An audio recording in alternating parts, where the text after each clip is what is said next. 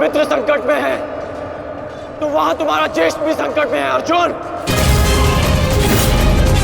और निर्णय तुम्हारा है, अपने ज्येष्ठ के प्राण बचाओ या उसके दम घुटने की प्रतीक्षा करो। सेनापति कर्ण, तेरी रक्षा करो।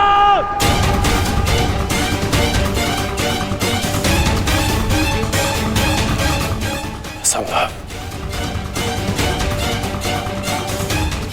भीम तो बंधन में बंधा है, फिर दुशासन क्यों चीख रहा है?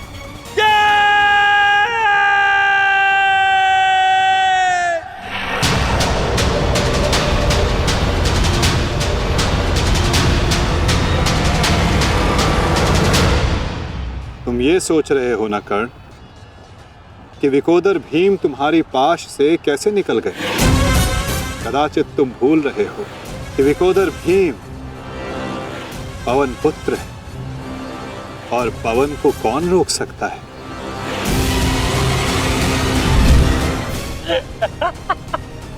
वाह रे वाह कुंती पुत्र हो, पवन पुत्र। बस इतना ही बल है तुमने।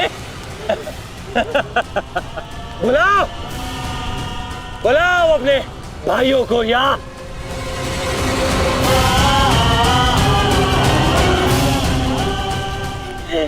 पांच पिताओं को।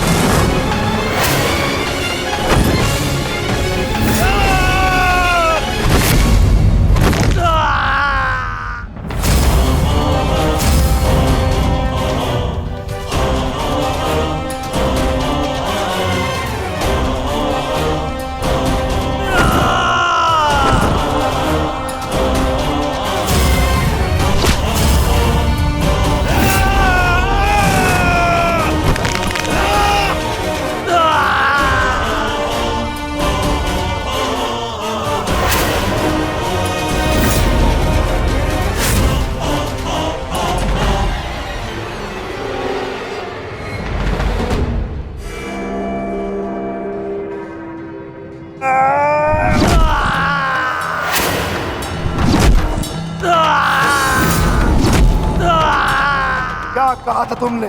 आज फिर से पांचाली का वस्त्रण करेगा। मैं आज और इसी क्षण तुम्हारे प्राण हर लूंगा, घृणित दुशासन।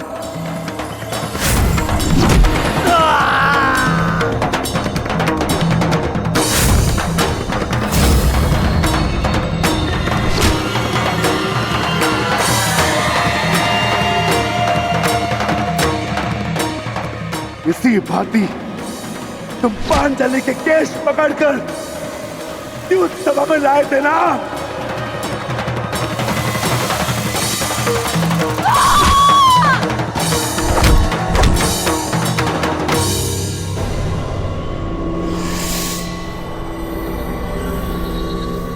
बुला दुशासन, बुला बुला अपने उस ज्येष्ठ भ्राता को जिसके कारण आज तेरी यह दशा हुई है। बुलाओ अपने 98 भाइयों को जो तेरे कारण और तेरे ज्येष्ठ के कारण धरती और नरक के मार्ग में फंसे हैं। बुला दुशासन, बुला। आज तो तू बुला।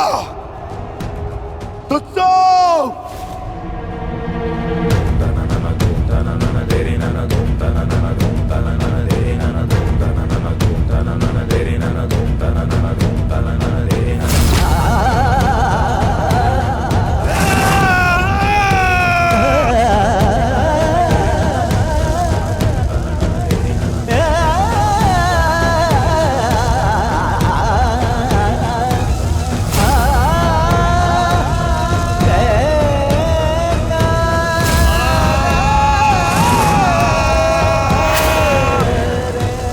इसी भांति तुमने पांचाली के केश पकड़कर उसे घसीटा था ना?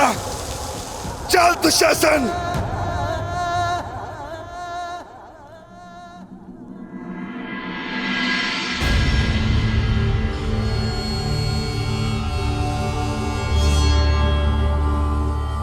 प्रणिपात माता। पिताश्री ने आपको कुरुक्षेत्र में प्रस्तुत होने का आह्वान दिया। आशा करती हूँ वृकोदर, युद्ध समाप्त होने के पश्चात आपकी पत्नी पुनः अपने केश बांध सकेगी। मुझे विश्वास है पांचाली, इस आने वाले युद्ध में मैं वृकोदर भीम उस दुशासन की छाती फाड़कर उसके छाती के लहू से तुम्हारे केश सींच पाऊंगा।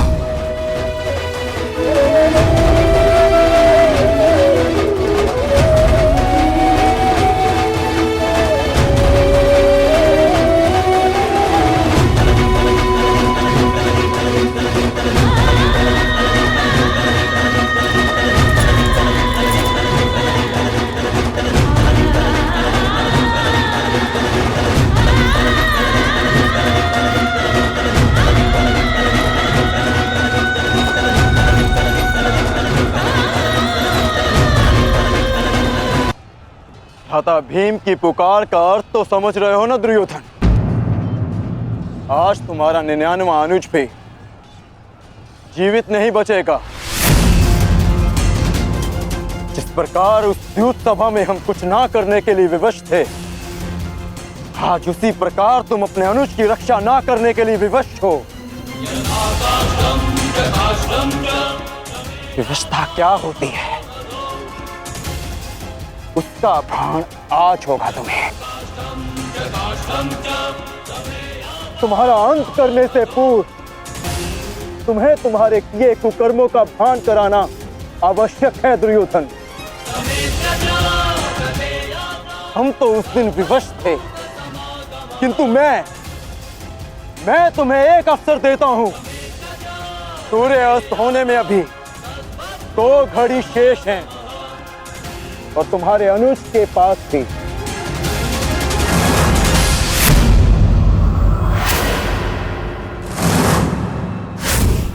जाओ, बचा सकते हो तो बचा लो अपने अनुज को।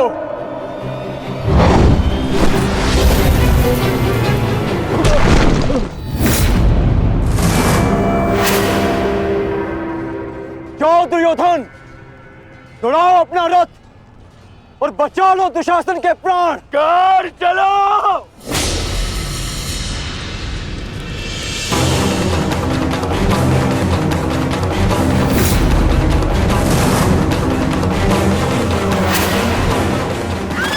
ध्यान रखना कर्ण, आज किसी के रथ का वेग भ्राता भीम के प्रहार से अधिक शक्तिशाली नहीं होगा।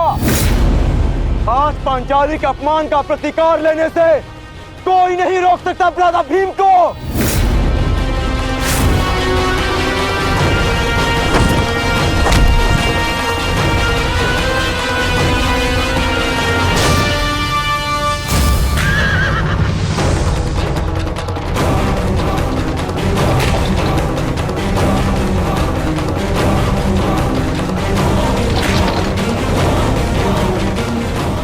शीघ्रता करो मित्र।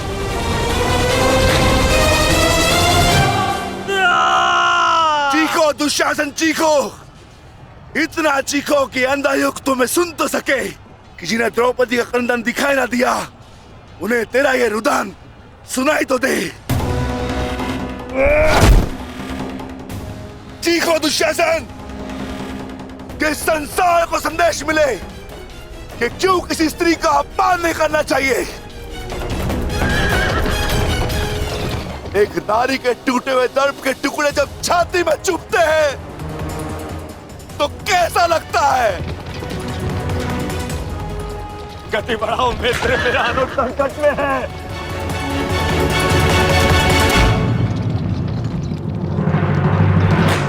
इस बाएं हाथ से तुमने द्रौपदी के केश पकड़े थे ना, स्मरण है ना नीच।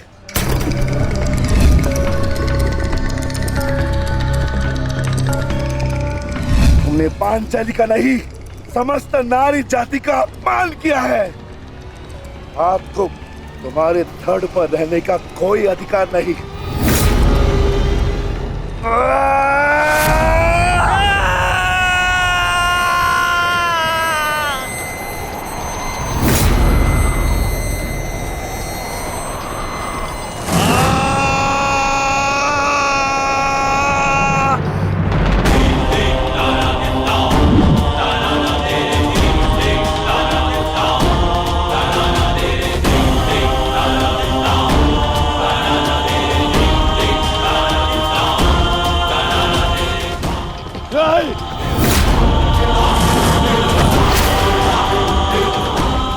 इसी दाएं हाथ से तुमने द्रौपदी का चीर पकड़कर खींचा था ना।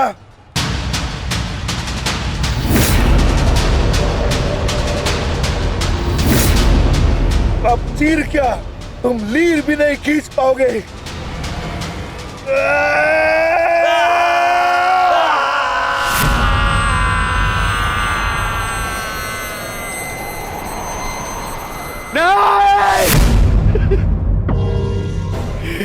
बस करो संजय, बस करो, मुझे कुछ और नहीं सुनना। दुशासन!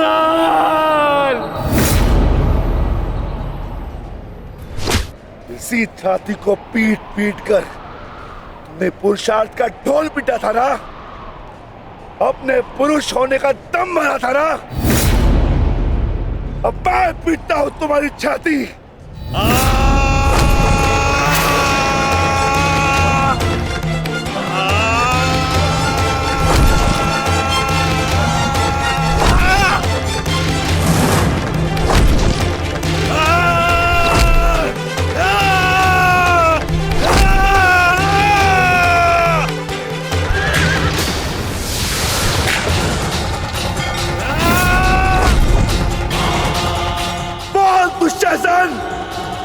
तुमने क्या कहा था पांचाली को?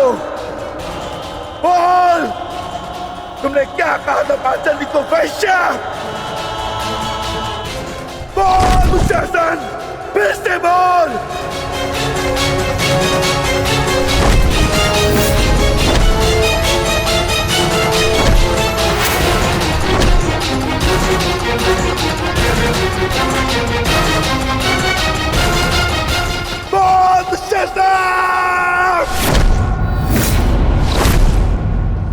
बोल दुशासन, बोल।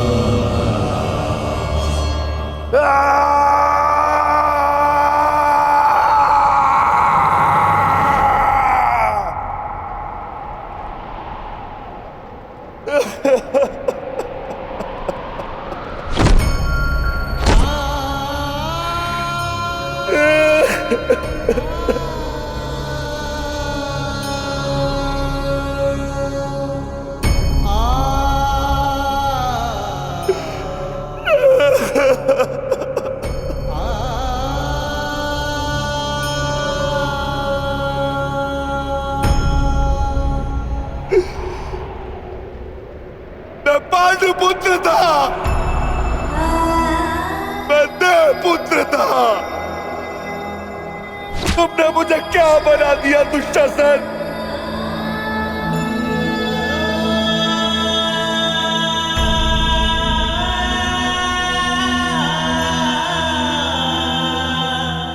तुमने मुझे पशु बना दिया, तुमने मुझे एक राक्षस बना दिया।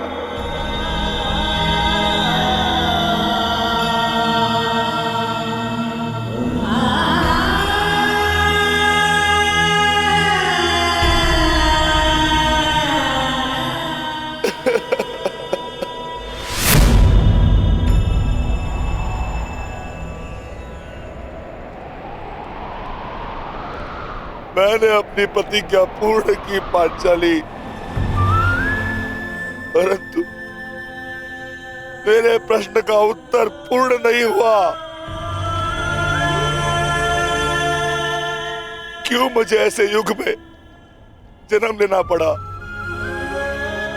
जहां मुझे अपने ही भाई के रक्त से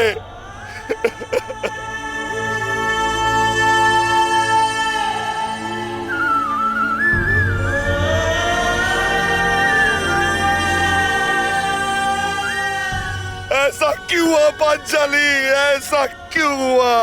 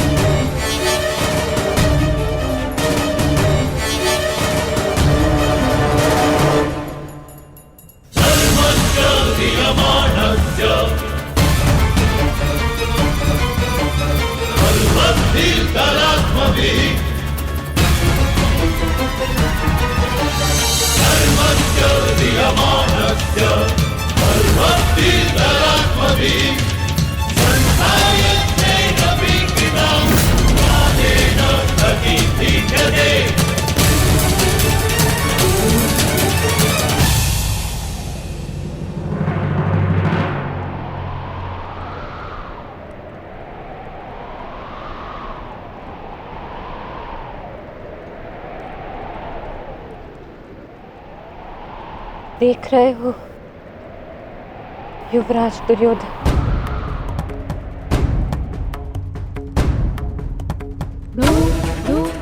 देख रहे हो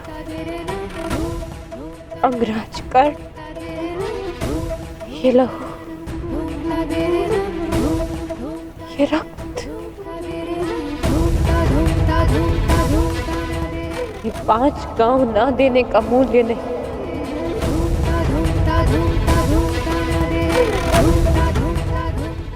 ये पंचभूत से बनी सृष्टि के सबसे बड़े सृजन, स्त्री के अपमान, उसे यातना देने का मूल्य।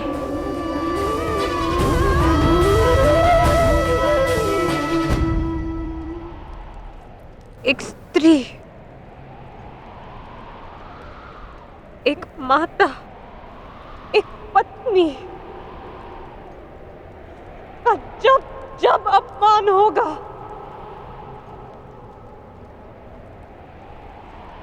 तब तब ऐसा दृश्य दोहराया जाएगा।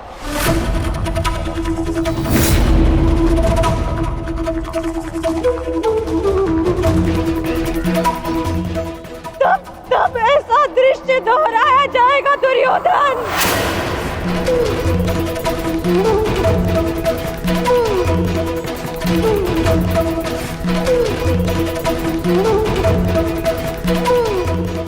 एक स्त्री किसी को अश्रुओं से स्नान कराने का मूल्य रक्त स्नान से चुकाया जाएगा। आज मेरी पीड़ा कम नहीं हुई है, और बढ़ गई है।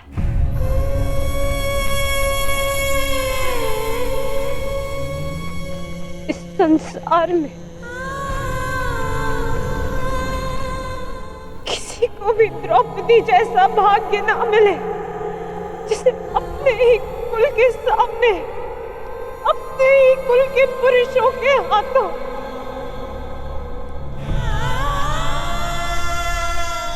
अपमान सहना पड़ा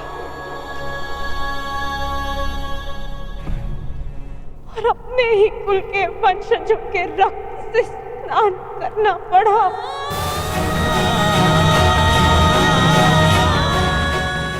हे ईश्वर, इस संसार में किसी को भी द्रौपदी बनाकर जन्म मत देना।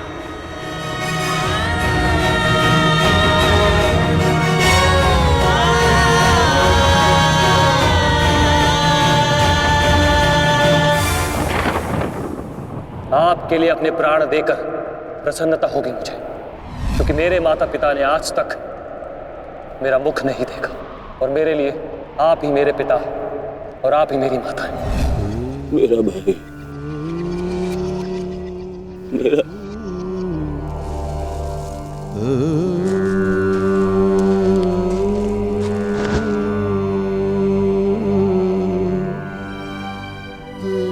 दुशासन,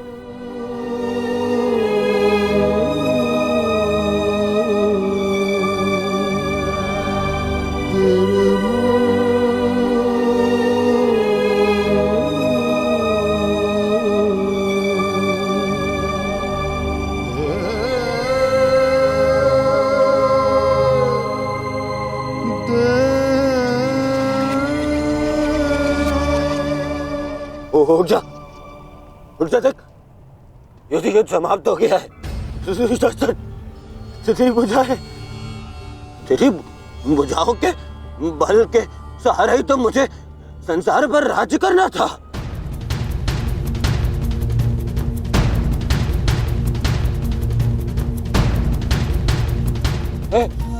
हे दुशासन, मेरा अनुज नहीं, तेरी आंखें का तू अनुज, मुझे यूं अंधकार में छोड़कर मत जान।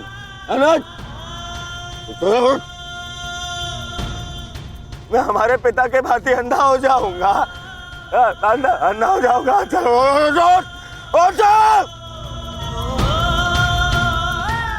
अरे अरे इसकी बुझाए क्या है? अरे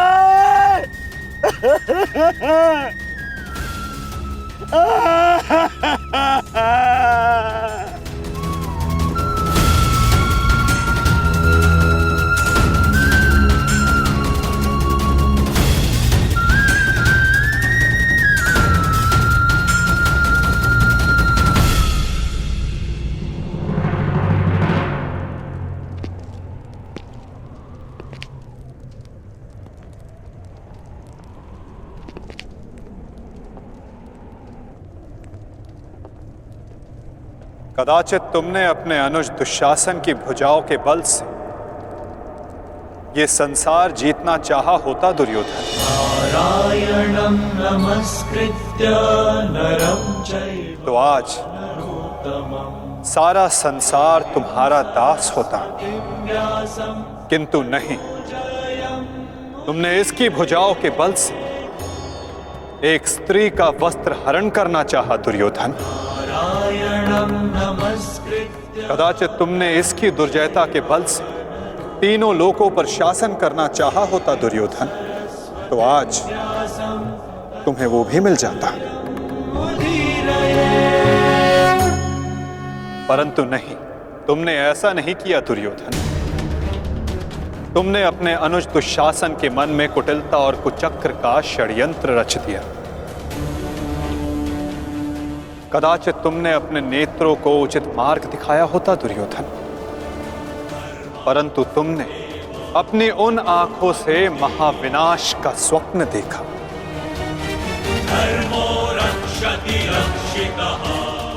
स्मरण रहे दुर्योधन, नियति, धरती और प्रकृति ये तीनों स्त्री हैं, और जब जब स्त्री का अपमान होगा, नियति पुरुष के विरुद्ध होगी। धरती उस अपमान का भार नहीं सहेगी और प्रकृति उसे नष्ट कर देगी।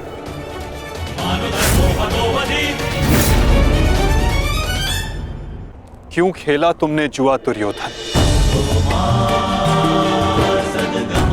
क्या तुम्हारे अनुजों में, क्या तुम में पुरुषार्थ कम था जो द्यूत खेलने की आवश्यकता पड़ी?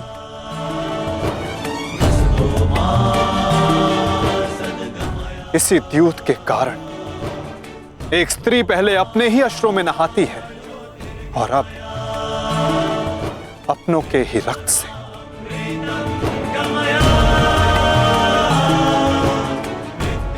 क्यों किया तुमने ये लालच दुर्योधन? क्यों रचा ये कुचक्र?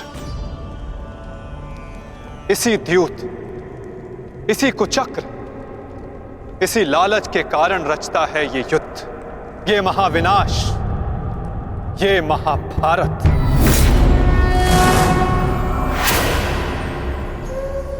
क्यों आज एक भ्राता को अपने ही अनुज के रक्त को पीना पड़ा और दूसरा आज स्वयं के रक्त में लथपथ है? स्मरण रहे, जो हाथ स्त्री की लाज, उसके मान के रक्षण के लिए है, यदि वो हाथ स्त्री की लाज उतारने का दुस्साहस करेंगे, उसका मान भंग करने का दुस्साहस करेंगे, तो उन हाथों को धड़ से अलग कर दिया जाएगा।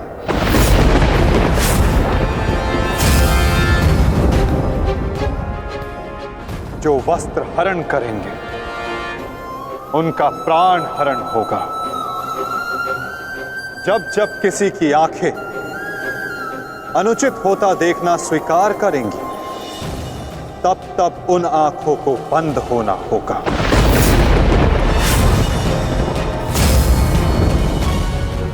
यही नियति है, यही प्रारब्ध है, और यही है इस महाभारत का कारण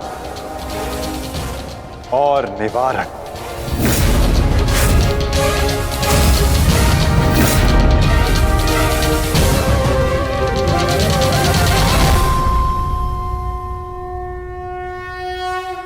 हरण करेंगे, उनका प्राण हरण होगा। जब जब किसी की आंखें अनुचित होता देखना स्वीकार करेंगी, तब तब उन आंखों को बंद होना होगा। यही नियति है, यही प्रारब्ध है, और यही है इस महाभारत का कारण और निवारण।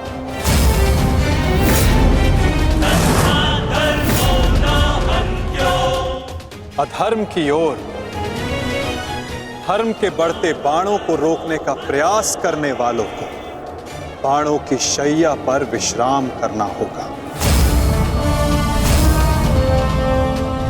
जो अधर्म की आज्ञा पर शीश झुकाएंगे, उन्हें स्वयं का शीश कटाना होगा।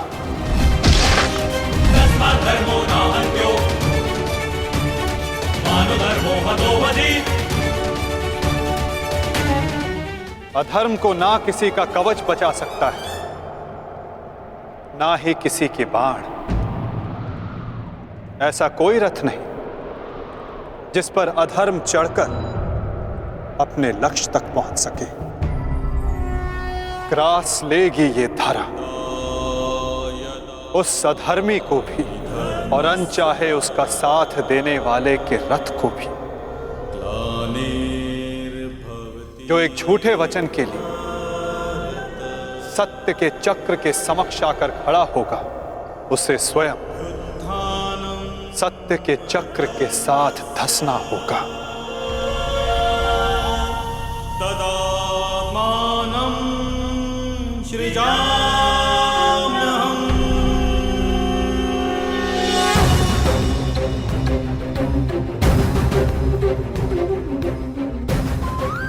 ये तुम्हारे अपमान का नहीं, समस्त स्त्री जाति के अपमान का प्रतिकार है पांचाली। संसार को समझना होगा कि कभी किसी स्त्री को प्रतिशोध के लिए ना ललकारें, क्योंकि प्रतिशोध पाकर मन की अग्नि शांत नहीं होती, अपितु और धधकती है। यही है इस महाभारत का संदेश और नियति का उपदेश।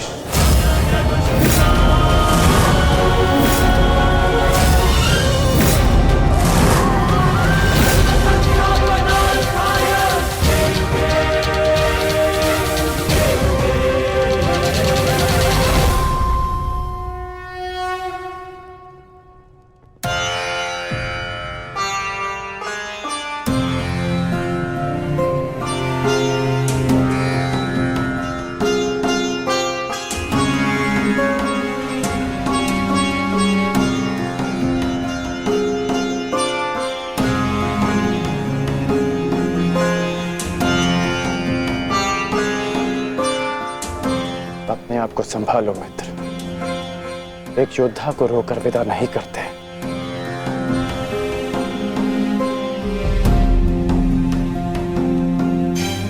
हम तो शासन का बलिदान जो व्यर्थ नहीं जाने देंगे। आगे बढ़ो मित्र, अपने अनुज की अंतिम विधियां पूर्ण करो।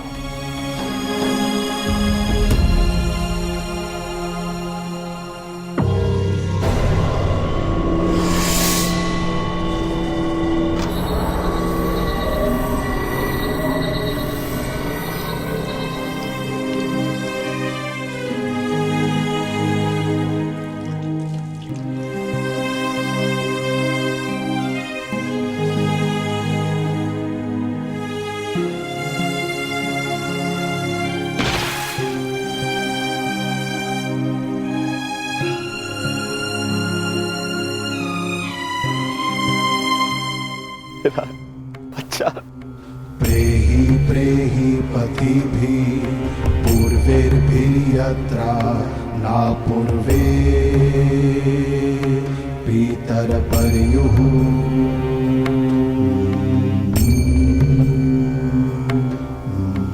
उभराजना स्वधया वरुणं च दिवम्। पुत्र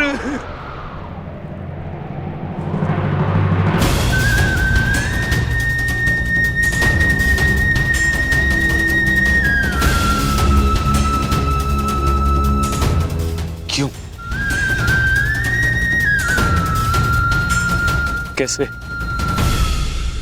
कैसे होने दिया तुमने ये? तुम्हारा अनुज तुम्हारा उत्तरदायित्व था, उसकी रक्षा कैसे ना कर पाए तुम? मैं नेत्रहीन हूं पुत्र,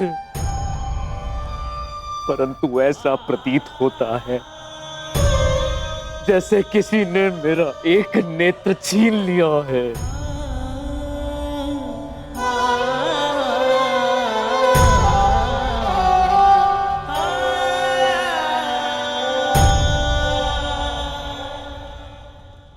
कहते हैं सर्वनाश उत्पन्न होने पर जो उसे आधा बचा ले पुत्र, वो ज्ञानी होता है पुत्र।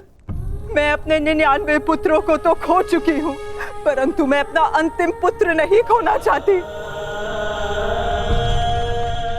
नहीं खोना चाहती।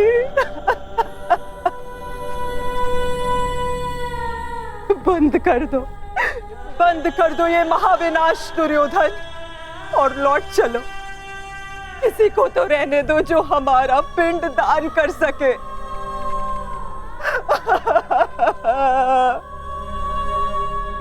चलो पुत्र, लौट चलो। नहीं, अब इस युद्ध को रोका नहीं जा सकता। मैं इस युद्ध के ऐसे पड़ाव पर पहुंच चुका हूं जहां से पीछे लौटना संभव नहीं। ये दलदल या तो मुझे निगल जाएगा और या मैं इसे समाप्त कर दूंगा। अब या तो उन पांडवों का अंत होगा और या तो मेरा। नहीं। उससे पूर्व कदाचित ये युद्ध नहीं रुक सकता। अब ये युद्ध ना मुझे राज्य के लिए लड़ना है और ना ही सम्राट बनने के लिए। ये युद्ध करना है प्रतिकार के लिए। जिन पांडवों ने मेरे 99 भ्राताओं का वध किया, उनके वंश का समूल नाश करूंगा मैं।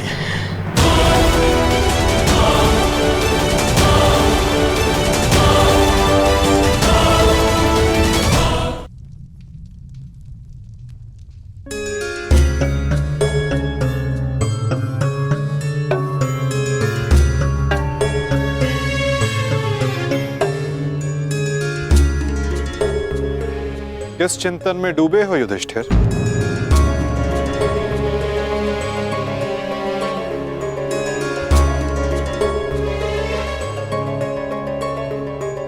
प्रणिपात वासुदेव।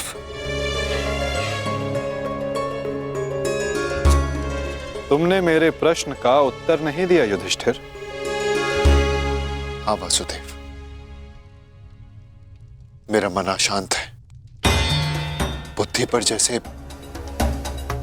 भ्रम की धूल सी जमी है। समझ में नहीं आ रहा है वासुदेव कि इस महायुद्ध से हमें क्या प्राप्त होगा।